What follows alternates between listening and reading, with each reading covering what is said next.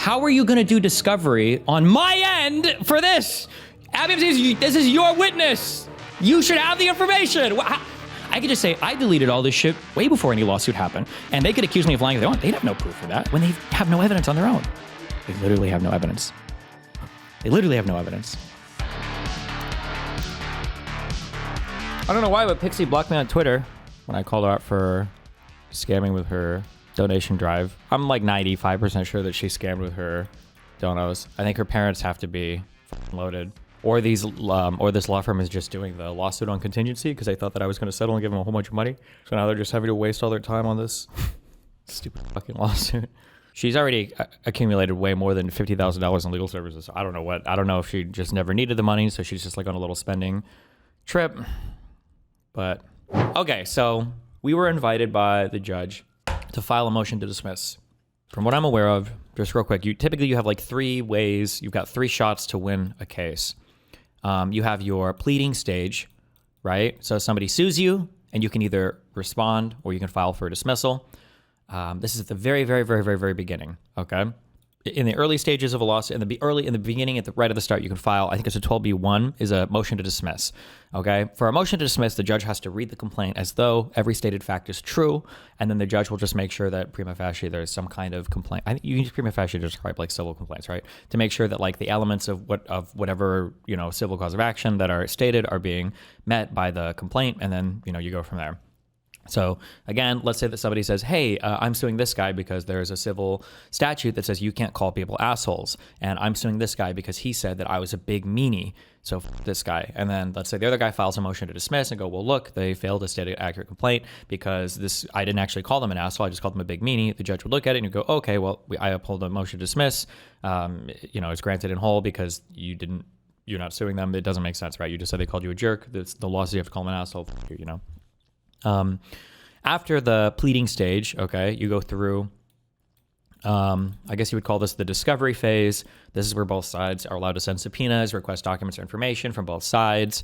You go through all this bullshit. And at the end of this, both sides are allowed to file a motion for summary judgment.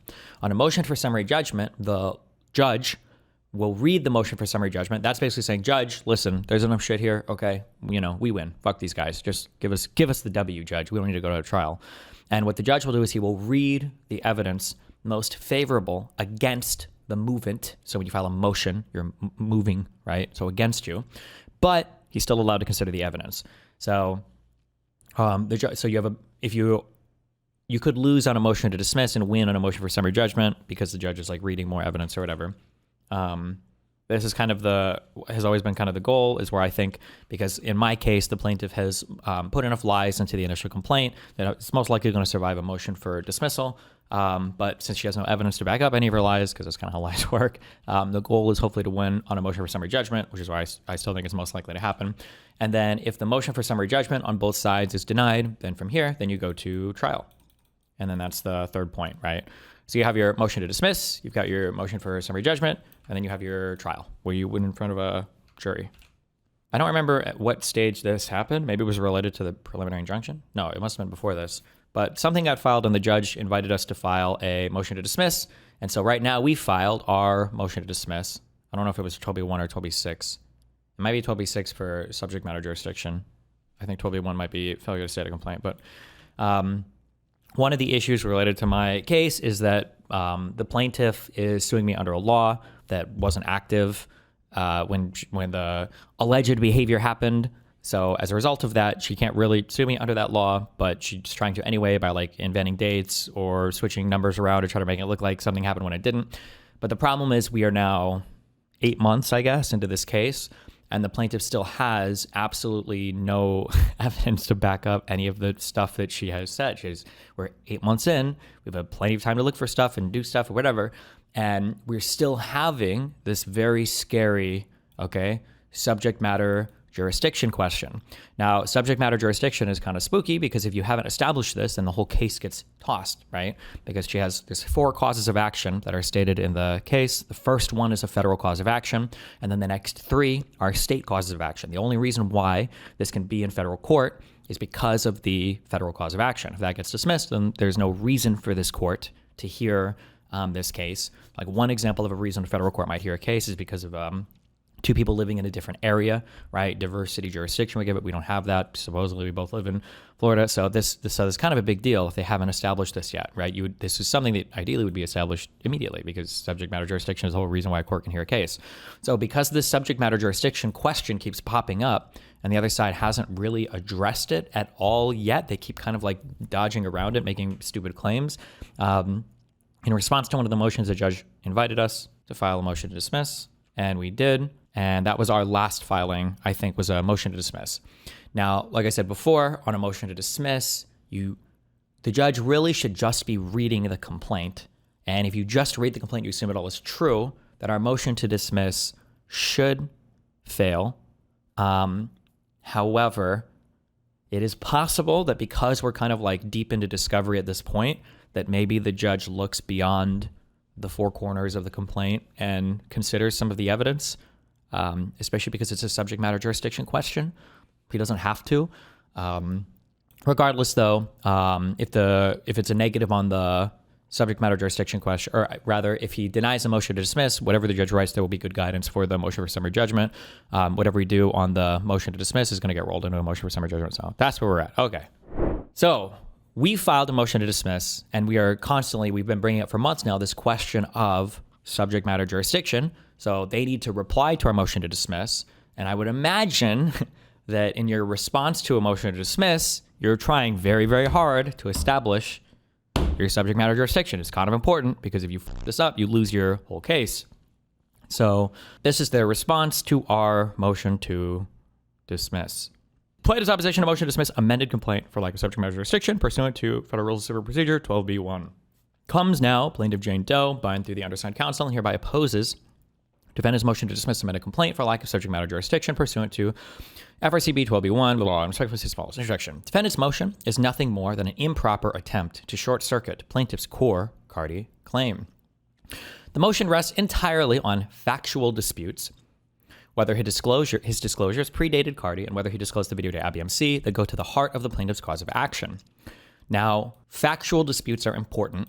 Okay, the reason why you want to bring up factual disputes is because a factual dispute is not something that a judge is supposed to settle.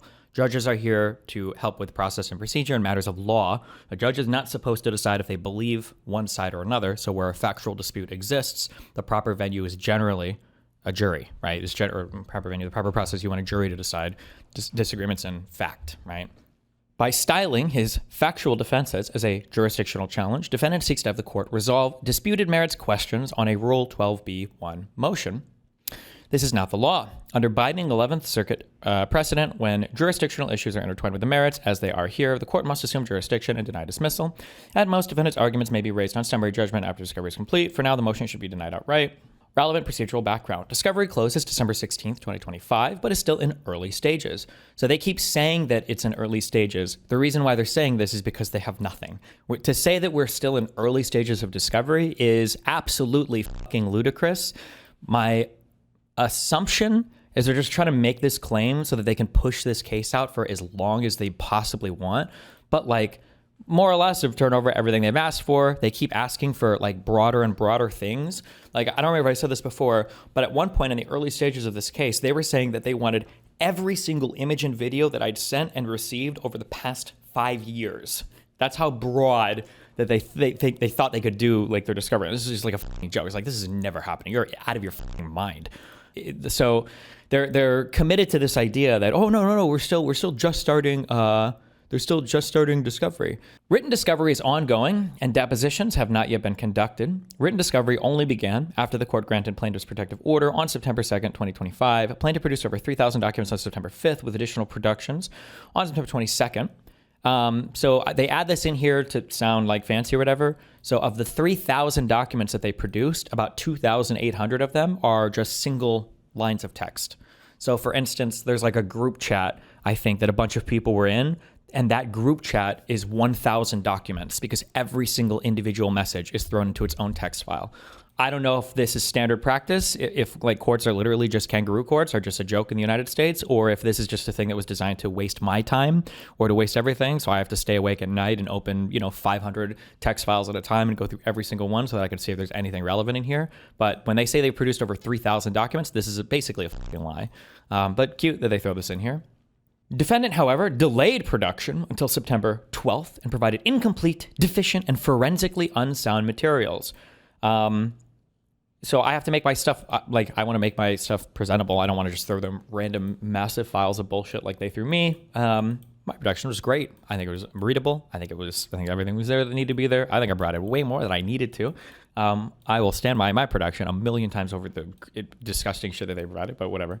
I don't think I can really go into details over what is produced just broadly because technically it's all governed by protective orders and everything, and you can't leak, what's produced in detail or anything. But we're going to get into this forensically unsound materials argument because holy AIDS. Argument. Defendant's factual challenge must be denied because jurisdiction and the merits are intertwined. So this is just them saying that, obviously, if there's a factual dispute, if this is a factual dispute, then you don't have, the judge shouldn't really resolve it. That's for a jury, or at the very least, is motion for summary judgment. They kind of talk about that here. The court may not resolve factual disputes or weigh competing evidence on the 12B1 motion. Wait, what? Why do I have a mosquito in my room? That's impossible. Defendant's factual challenge as premature. Since defendant's jurisdictional argument challenges the merits of plaintiff's claim and discovery is in its early stages, they want to keep saying this, okay? I don't know what the else they think they're going to find. It is prudent to deny the motion without prejudice and decide the jurisdictional dispute at the summary judgment stage. This is kind of true. Generally, you wait to summary judgment, but again, this motion to dismiss, we're filing this pretty late into the discovery, I would say. So maybe the judge will consider some of the evidence brought up so far, but he doesn't have to. Here, defendant's jurisdictional challenge turns on disputed factual issues that require discovery to resolve the timing of disclosure of plaintiff's video to Rose, including whether it remained accessible to Rose and the public after the effective date of the Cardi, of Cardi, as well as whether or not he disclosed the image to Abby MC. Again, how are you going to do discovery on my end for this? Abby MC, this is your witness. You should have the information. What are you hoping to discover from me? Why? It's your witness. Why are you asking me about it? What the fuck? Yet, discovery in this matter is far from complete, and the evidence relied on by defendant to support his argument is not reliable and cannot be authenticated. Plaintiff cannot fairly be required to meet her burden of proof without the opportunity to complete discovery. You guys, Rule 56 presumes that the parties opposing summary judgment had a fair chance to complete discovery. Blah, blah, blah, blah, blah, blah. This is all just about the process and procedure. Wait, did you see Legal Minds had a tech expert on to confirm everything that Pxie's expert said? If you really want, you can link me the timestamp on that. I don't want to go through this whole thing. I try to watch a little bit of them, but like I said, I don't know why, but everybody that looks at my shit gets so brain broken. They just start giving the dumbest summaries or conclusions of everything. So yeah, I don't know. If somebody wants to timestamp me his expert, then I can go through some of what he's saying, but I'm very confident in what I'm saying. I'm 100% confident in my analysis. You don't even have to know that much to understand how stupid what that other guy's saying is. Wasn't there talk at one point that someone might have used your PC while you're there, that this person might have sent local... Oh, Hallie. Oh, I don't know, maybe. But the problem is, I don't even think I have the same computer that I had, because that would have been 2 years ago. And I've made tons of upgrades and hardware swaps and everything else. So there's no guarantee that I would have evidence of any of that kind of transfer or anything else. However, you know who would? Oh, but she wouldn't show evidence against herself. The problem is that the Abby MC person has no evidence at all either. I can't go over the hearing because it's still waiting for the judge to roll on the ceiling. But they admitted it when we were in court. They said that they haven't seen any evidence. Abby didn't show them any evidence that I sent her anything related to this. So they've already said it. So that means Abby has nothing. And it means they have nothing. And I have nothing. So I don't know what they're expecting to magically be conjured out of thin air if nothing is presented to this point, right? And keep in mind, for all this talk of forensic cryptographic hash analyses, the only evidence that we have of anything is Abby talking shit to a friend, supposedly. But that message, one, has been doctored. You can see that something's been removed from the middle. It might have just been a random message. And then two, it's all censored and edited. So I don't even know who she's talking to or if it's her account talking. And three, by the way, this is against the federal rules of civil procedure. I don't even have an unredacted copy of that exhibit. They haven't even sent us the unredacted. I don't even know what any of that is. I don't even have the original copy of it. So it's which you're not supposed to do. But anyway, Alternatively, even if the court were to convert Bonnell's Rule 12b1 motion into a motion for summary judgment and not defer ruling till after discoveries, this is all just genuine disagreement in fact. At the outset, plaintiff objects to defendant's reliance on exhibits B, C, D, E, and F to Bonnell's declaration under the Federal Rule of Civil Procedure because these materials cannot be presented in a form that would be admissible in evidence. Like, again, I'm sorry, I'm reiterating this. I'm like fighting digital ghosts here. They're taking so much issue with all of my, I would say, meticulously kept logs of everything, okay? Because keep in mind, I could also just say, I have nothing, by the way. I could just say, I deleted all this shit way before any lawsuit happened. And they could accuse me of lying if they want. They'd have no proof of that. They don't know what the I'm deleted or not deleted. I did genuinely delete a whole bunch of shit in terms of, like, I basically deleted every single message that I sent after all those Rhodes leaks prior to January 1st, 2025. I just, because I don't know who's going to access whoever's Discord account or whatever. But I kept logs of everything I deleted, right? The only reason we're even able to have this conversation is because I kept those logs, which I had no legal obligation to do because I wasn't on notice of any lawsuit on January 1st or prior to that. I wasn't on notice for any lawsuit until the end of January.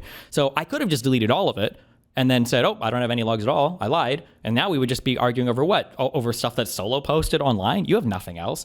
So the fact that they're trying so hard to nitpick at all of my evidence, okay, that I really didn't even have to keep, with no evidence of their own, with nothing, with absolutely nothing. Based on all materials and communications produced by the defendant, including these exhibits, he embarked on a do-it-yourself search to preserve, authenticate, and produce documents, but failed to adhere to the cornerstone principle of digital forensics, forensically sound data preservation. So again, I mean, I'll be honest in that, like, I'm not like a forensics investigator, but like, I'm fairly confident when I say this. There is no world where any forensically sound data preservation can be done where the accused is the start of the chain of custody on the evidence, because I can always edit or delete or change things prior to hashing any kind of like value. Like, I don't understand what forensically sound data preservation would even look like from an accused's point of view. If the chain of custody starts with me, I can always doctor stuff. So I don't know what this point even is. I don't know how I'm supposed to even engage with this. It's such a stupid, self-defeating argument. Specifically, the essential step of generating cryptographic hash values at the time a collection was omitted. I feel like they find like a new tech term to use. Like every 15 motions, they've like watched a new episode of Law and Order, and then they find like a new term to start throwing into their filings, but just stupid. These hashes are unique digital identifiers that assure integrity. Without an initial hash rate to compare against, any subsequent analysis, blah, blah, blah, the defendant's mismanagement of the ESI effectively breaks the chain of custody, preventing any reliable verification that the evidence remains in digital state. Like this, what? The chain of custody starts with me. What is the point of any of this? This is so stupid. Moreover, the documents bear indicia of alteration and tampering and cannot be properly authenticated. Under the Federal Rule of Evidence, such tampering constitutes spoliation and, at a minimum, creates a genuine issue of material fact as to the reliability of defendant's submissions. Where credibility and authenticity are in dispute, summary judgment is inappropriate because credibility determinations, weighing evidence, accordingly, on this basis alone, defendant's motion should be denied because it rests on inadmissible, tainted evidence and raises material, factual disputes that only a jury can resolve. Plaintiff reserves all rights to seek sanctions or an adverse inference instruction arising from defendant's misconduct. Sanctions here, an adverse inference instruction means what they're saying is, jury, since we can prove that defendant tampered with the evidence, you're allowed to read that maliciously if you want. What an unbelievably stupid thing to say, that you can have an adverse inference from my discovery that I've kept, that I have produced in any form the plaintiff has asked for. And meanwhile, on their side, they have engaged in spoliation. I've shown that she's deleted and edited messages after the fact, and then imply that I would be the one to get the adverse inference here when they have no evidence on their own. They literally have no evidence. They literally have no evidence. There are disputed issues regarding Bonnell's disclosure to Rose and whether it was within the ambit of Cardi. Defendant claims that the disclosure of the video to Rose fails to establish subject matter jurisdiction because 1, it occurred prior to October 1st, 2022, and 2, the continuous accessibility theory fails as a matter of law. Both of these arguments fail. The court has already determined the defendant's evidence regarding the disclosure to Rose is murky at best. So this quote that they're pulling here comes from, I don't know if it comes from a motion or the judge, but like, this was an evidentiary hearing on the preliminary injunction. I don't think the judges had like a serious go through of all the evidence of this yet because it wasn't like the central point. So I feel like this is dumb. It's from the magistrate judge. Yeah, like I don't think that he's doing like a hardcore deep dive into the magistrate judge. He was the one who heard our hearing. of all the evidence regarding these timestamps, because I think that a fair reading of like what's being produced, it's not murky. The timestamps are not murky. And actually, and I'll show you later on in this, that even they don't think that the timestamps are murky because they try to have it both ways. None of the evidence presented in defendant's motion regarding the timing of his disclosure to Rose is new. The same evidence has been presented to the court numerous times. Indeed, the court has already reviewed the same evidence and held that, quote, the evidence establishing a definitive timeline as to what defendant did or did not do and when is murky at best. That's quoting from when they were amending their initial motion, their initial complaint or whatever. The judge's comments. The court also noted that noticeably absent from defendant's arguments generally regarding subject matter jurisdiction is testimony from Rose that would corroborate defendant's characterization that incorporates in Exhibit C a screenshot from Rose's Discord account, emphasis added. So I don't think the judge realized this, but the original screenshots that were leaked online were from Rose's Discord account. I don't think he realized that at the time. But again, we weren't like hashing out like hardcore, I guess like the veracity of that evidence. Remember, it's hard to do this because I have all of my evidence. I've got everything that I've kept. And then I've got the logs posted on Kiwi Farms, but they have nothing. I'm just like fighting, like they're just nitpicking my evidence, and I'm not fighting against anything. I don't know, like nothing that I've posted, nothing that I've shown defendant or plaintiff disagrees with anything. So somebody in chat said discovery still needs to happen. This is just to see if you get the point. No. We're deep into discovery. I would say we're probably done with it, depending upon how much the plaintiff wants to continue hiding from me. But we're basically at the end of that at this point.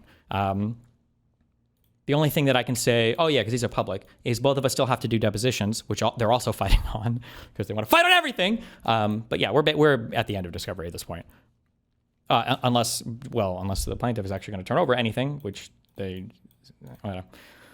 Despite this clear directive from the court, defendant failed to submit any corroborating evidence from Rose and instead simply submitted the same evidence and arguments that the court already rejected. Thus, there is no need for the court to revisit this issue. On this basis alone, the court can deny the motion. So again, Rose's logs were the ones that were posted on Kiwi Farms. This is my favorite thing. So again, Pxie's whole point is she just wants to like reputation attack me as much as possible. So she has this in here, okay, our pedophilia arguments. In fact, it is plaintiff, not defendant, that has made efforts to obtain evidence from Rose. So this all here is a fucking lie, okay?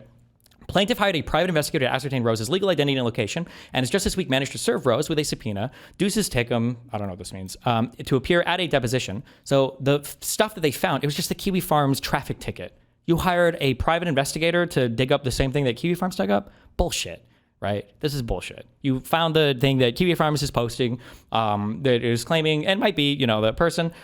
This is not the long search of a fucking private investigator, okay? After finally ascertaining Rose's legal identity, plaintiff has obtained evidence that Rose's date of birth is October 30th, 2004.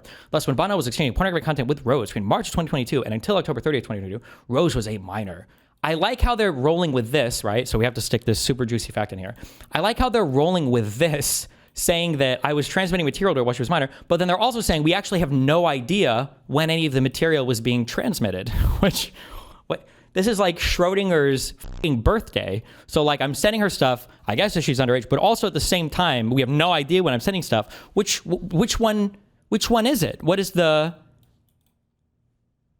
really, I don't know, really makes you think. There are disputed issues of fact regarding the date of disclosure. Defendant relies on a comparison of two documents as the sole support for the assertion of evidence. Conclusively established the video was transmitted on April 9th, 2022 at 8:36 p.m. Yet the Discord chat thread does not show any transmission of the video at 8:36, and it actually contradicts that contention. Well, they know that I've already deleted this video. I've already told that to plaintiff, and, Destiny, what does this have anything to do with her case? Even if she was underage, wouldn't that be a separate criminal issue? No, none of this has anything to do with her case. Remember, the whole goal of anything in this lawsuit is to throw as much in as she possibly can to fuck with me. That's the only goal of all of this. Because, realistically, they don't really want Rose to sit for deposition because what is she going to prove? It's not like Pxie knows that this video was sent before the Cardi cutoff. So there's nothing from a deposition that they could even gain that would help for their case. Also, I seriously doubt that whoever this person is, I seriously doubt she's going to want to sit for a deposition because in the best case, this just has stuff that she doesn't want to deal with. It just further, her real life up. And then at worst, it's really f her life up. So, I don't even know if this person will respond to this. But yeah, the Discord chat thread, and the Discord chat thread, so they're relying on the, oh shit, I didn't even connect this. Oh, that kind of sucks. So this part of their response to our motion to dismiss is relying on stuff that Jesus himself came out and said was incorrect. Fuck. Wait, I hope they caught that. There are also contradictions in Bonnell's declaration submitted to the court about the date of his disclosure to Rose. In Bonnell's April 25th, 2025 declaration, he claimed under penalty of perjury that the reason the leaked screenshots had a European date stamp is because it is a screenshot from Rose's side of the conversation, and Rose is corresponding from time zone 5 hours ahead of me in Miami, Florida. Defendant now claims, without providing any explanation for his directly contradictory assertions, that it was not Rose that was in Europe at the time of the disclosure, but rather it was Solo Tiny Leaks who was located in Europe at the time he accessed the video and other material from Rose's Discord account, such that the timestamps are reflected in the standard European format. Bonnell provides no evidence to support his new contradictory assertion that Solo Tiny Leaks was in Europe. Thus, Bonnell's explanation for the different timestamps is nothing other than sheer speculation. The date format is European. I don't know what you want me to say. Like, it's, unless you guys are arguing, because in their own, remember, in their own exhibits, I'm too lazy to scroll back and find them, they have screenshots where the dates are like 27-01-2023 or whatever. And it's like, are you saying, do you believe that there are 27 months in the year? Like, what do you, like, it's obvious that these are in European format, and all of my evidence coincides with it. And your little pedophilia snipes in your lawsuit also rely on it being prior to October. Like, what? This is not a seriously contested fact. I don't understand why. One theory that I had was like, maybe their goal is to fight so much that it goes to trial, and their goal is to like try to settle with me like right before the trial. Like, hey, like if you go to trial, it's gonna cost you a few $100K more. Like, what if you just pay us like $80K and then we'll be good? Maybe. I have no idea. Cause like at this point, I don't think I can do it, but like at this point, like I'm almost tempted to tell my law firm, can we just like not respond to anything? Let's just go to trial. Fuck it. Like, why not? Like, I've already, balled out this hard on all the fees. At this point, maybe it would be fun. We could sit in trial and we could have it all hashed out. I want to hear Abby talk about me sending this video with no evidence, and then I want to be able to ask a question about, weren't you in my house taking pictures of my computer, telling people major leaks incoming, and sending pictures of my wife's diary to your friend? Like, I want to talk about all this. Let's do it. Why not? Yeah. Let's go. People are saying it would be dank meme video, but it wouldn't. It's federal court, so there's no video. You're not allowed to video record any of the federal stuff, or there's no live stream or anything. Anyway, sorry. Okay. Let's see. Okay, so we're still trying to play games with the date format. Also, keep in mind too, because they're responding to our motion to dismiss the whole case. Okay, keep in mind for this, they are not. I don't know if they provide any evidence anywhere in their motion to dismiss response. This is a summary, or this is a subject matter jurisdiction challenge. We're saying the court can't even hear your case. It is an invitation for you to provide any evidence whatsoever that you have to just show the court that they should be allowed to hear it. And they provide nothing.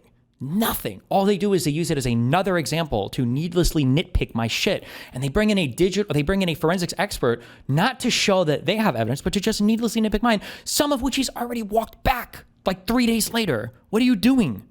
What the fuck are you doing here? Accordingly, there are disputed factual issues regarding the date of Bonnell's disclosure to Rose, and defendant's motion be denied on its face alone. The evidence legal person established Bonnell's disclosure to Rose made the video accessible after October 1st, 2022.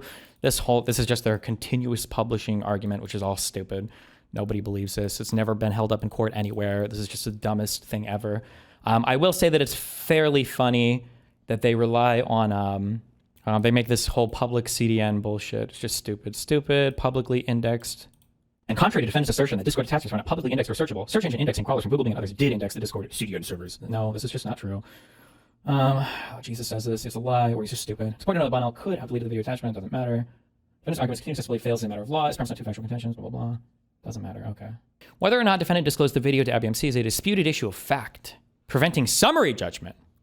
Even assuming, arguendo, that the disclosure to Rose was before October 1st, 2022, and the disclosure did not make the video continuously accessible after October 1st, 2022, subject matter jurisdiction can still be found based on Bonnell's disclosure to ABMC after October 1st, 2022. Viewing the facts and evidence in the light most favorable to plaintiff, the evidence establishes that Bonnell did transmit the video to ABMC, or at the very least that this is a disputed issue of fact requiring further discovery and preventing summary judgment. Moreover, the evidence submitted and relied on by Bonnell for his assertion that he never sent the video to ABMC appears to have been tampered with, and thus is unreliable and admissible. Remember, Abby has submitted zero evidence and has shown them zero evidence that I've ever sent her any of this video. Bonnell, and then like this argument, how am I supposed to prove a negative? Like, I gave them my entire conversation history with Abby. I gave the whole thing, okay? Bonnell fails to establish that he never transmitted the video to IBMC. Bonnell claims that his preserved communication logs to IBMC conclusively established that he never transmitted the video at any time, but these preserved communication logs are nothing other than an Excel spreadsheet, purportedly including all media files sent to IBMC, created by the defendant for the purpose of his motion, as well as a purported chat thread between him and IBMC. Yeah, it's just a file of text. It's a text file. What am I supposed to? Yeah, that's all it is. What do you want?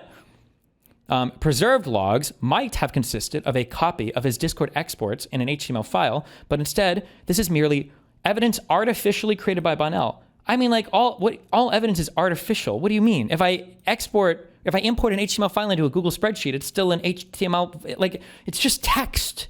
Anybody can right-click and edit a text document at the end of the day. This is such a stupid argument. There is no way to verify whether the list of media files sent to IBMC is complete or accurate. Therefore, the evidence should be disregarded. Okay, then have her provide something. Who am I arguing against? This is my record of everything. Okay? This is my record of everything. She has no records of anything, apparently, and no evidence that anything I'm saying is wrong. What am I fighting? I'm fighting against digital ghosts. What am I fighting? I don't even know what I'm supposed to... How am I supposed to prove a negative here? What am I supposed to say?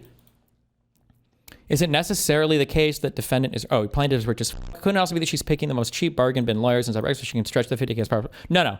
This is more than 50K's worth of filings at this point, especially with the expert witness they brought in. So she's either... Her parents are probably wealthy, is my guess, or they're wealthy plus it's a family friend who's doing it on discount, or she found a bozo law firm to take it on contingency with the assumption that they would get a huge payout from me, but that doesn't really explain all the behavior.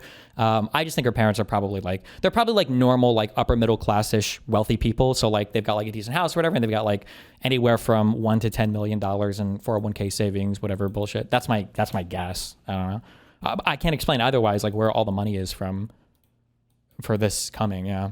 The entire law firm basically that they brought in as lead counsel is like a Puerto Rican immigration attorney. So there was no way to verify whether this list of media files sent to IBMC is complete or accurate. Therefore, like there's no way to verify anything. These are all just files at the end of the day. What are you gonna like? What the fuck? The evidence presented in ECF 132.6 should also be disregarded because 1, it is inconsistent, and 2, there's evidence of spoliation. A comparison of the timestamps and Google Drive file identifiers and the two URLs from the chat thread do not match the same from the spreadsheet list. The defendant, they're relying on that Jesus' stupid argument here because of the transcription of the files and the VT as a W or whatever, or as a V/stupid. Because of this inconsistency, the evidence does not support defendant's argument. This inconsistency also indicates the evidence has been tampered with, and thus it cannot be considered by the court. There is more evidence of tampering. The two Google Drive links that Bonnell purportedly sent to IBMC and Pxie in the two chat threads are actually not the same links. Because of this transcription error. See Declaration of Jesus demonstrated the myriad differences between the links. Myriad! Thus, defendant's contention that the videos he sent to IBMC were the same videos he sent to Pxie and allegedly were videos of Pxie and not a plaintiff is unsupported. Further evidence of spoliation is Bonnell's admission on a live stream on September 8th, 2025, that these preserved communication logs were artificially created by him.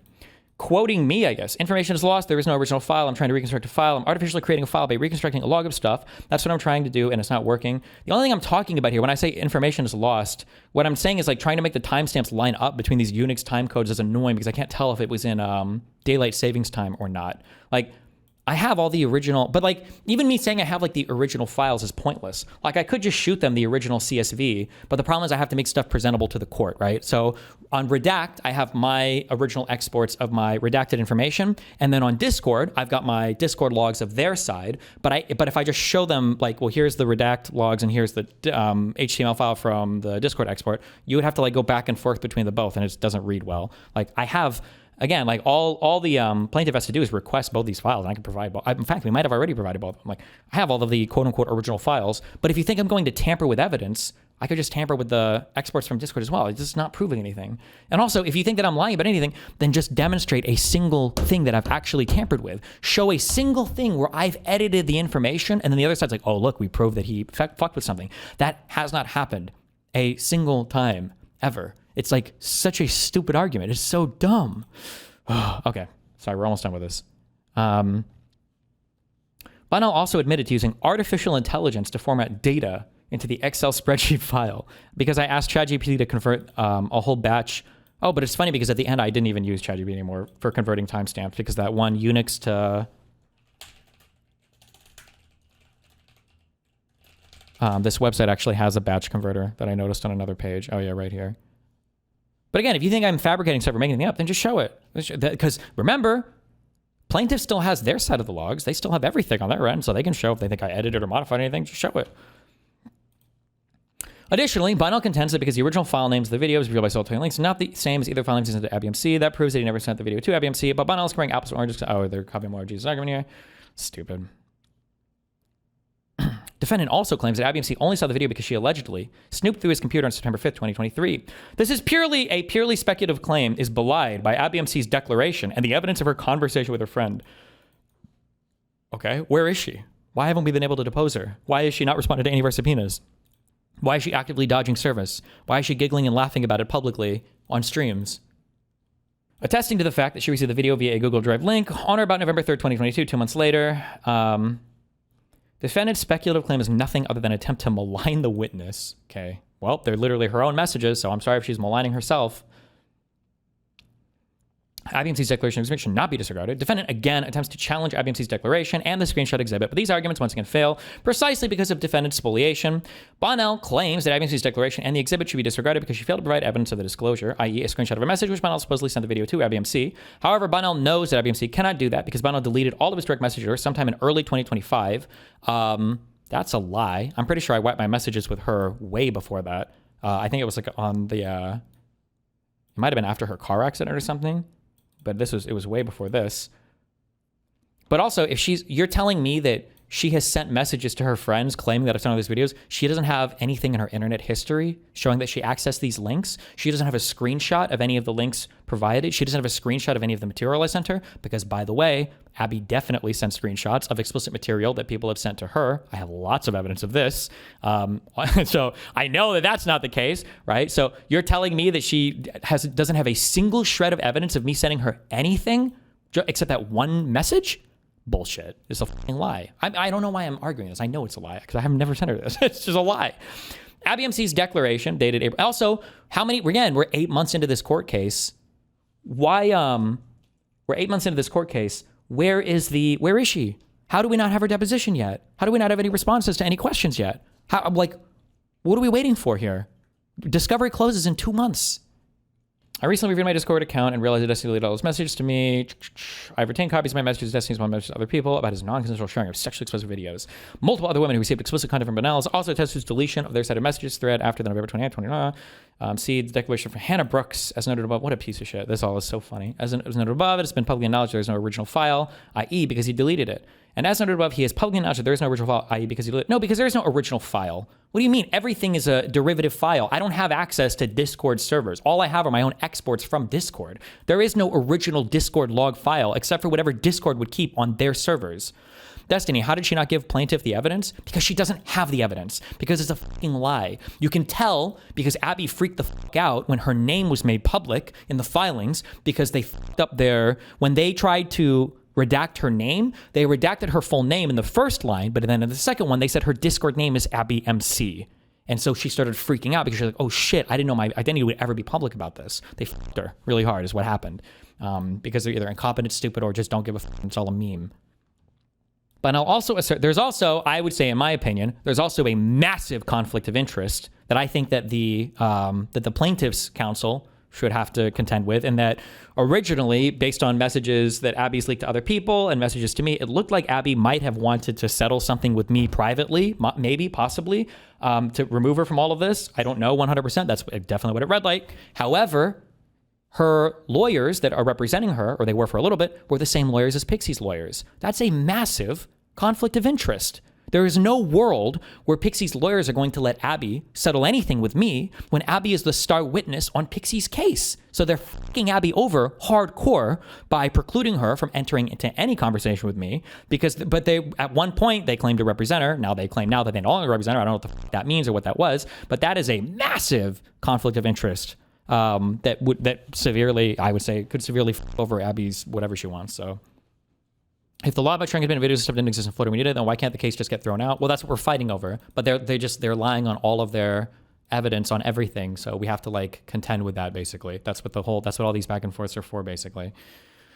Defendant's failure to serve ABMC is not relevant. Defendant next argues that ABMC evidence should be disregarded because he's been unable to serve her with a subpoena. This contention fails for several reasons. First, defendant offers no evidence of any effort to locate or serve ABMC. What a piece of shit. This Joan wrote this. I know she did. What do you mean? We've asked you for her address. Like, you can ask. We've got like records on our own of like the service provider trying to hit her addresses and everything to serve her with a subpoena. Like, what do you mean? Like, do you think we're just lying about this?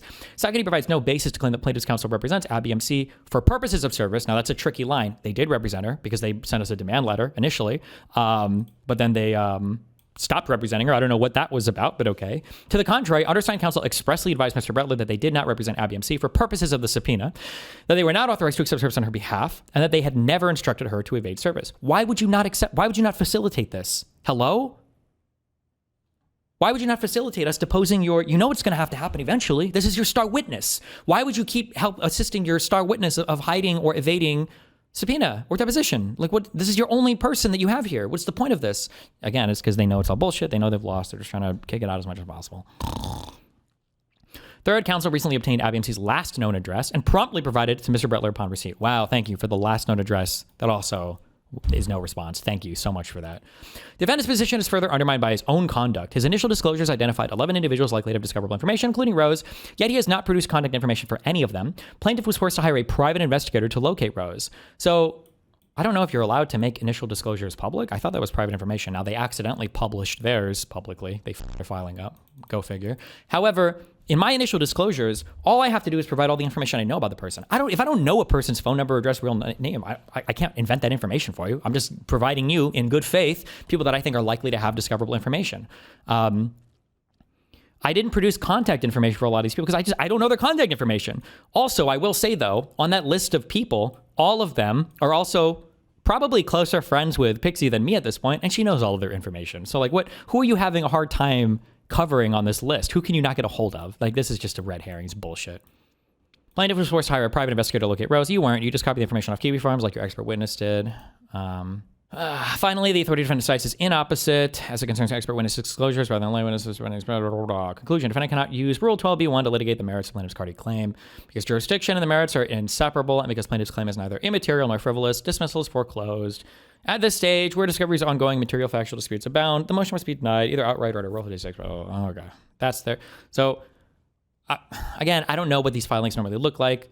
It feels to me like if subject matter jurisdiction was on the table, and there's a big question that the judge himself has pointed out that subject matter jurisdiction hasn't been established. It's crazy to me that in their response to our motion to dismiss, that they don't provide a single piece of evidence strengthening their subject matter jurisdiction claim.